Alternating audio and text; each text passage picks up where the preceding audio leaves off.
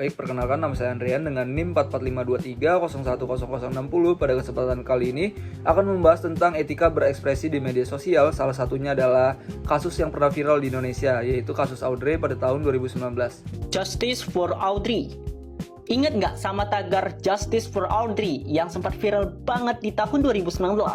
Kasus ini sampai bikin jutaan orang di medsos marah besar, nuntut keadilan. Waktu itu ceritanya gini, ada seorang siswi SMP di Pontianak namanya Audrey. Beredar kabar dia dikeroyok brutal sama 12 siswi SMA. Katanya sih Audrey luka parah, bahkan ada isu mengerikan soal kekerasan di bagian organ vital. Gak heran sih banyak public figure yang ikut bersuara. Bahkan ada petisi online yang ditandatangani jutaan orang.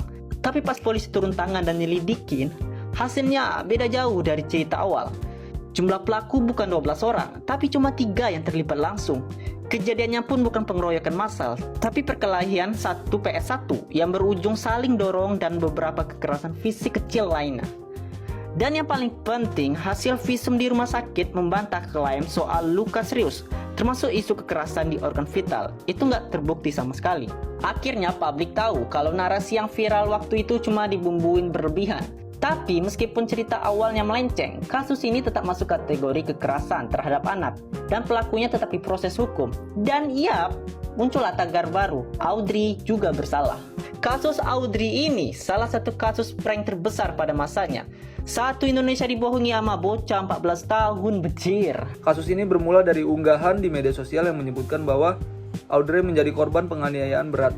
Informasi tersebut langsung viral dan juga memicu banyak komentar serta kecaman dari masyarakat. Namun, setelah dilakukan penyelidikan, ditemukan bahwa beberapa informasi yang beredar tidak sepenuhnya sesuai dengan fakta. Kasus ini menunjukkan bagaimana informasi yang belum terverifikasi dapat menyebar dengan cepat dan luas di media sosial melalui jejaring sosial.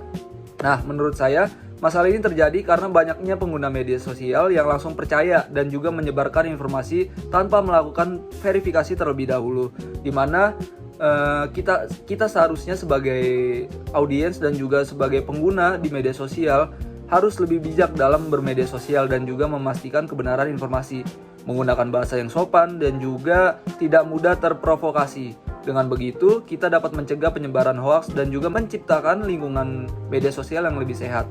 Sekian dari saya dengan NIM 44523010060. Andrian, pamit undur diri.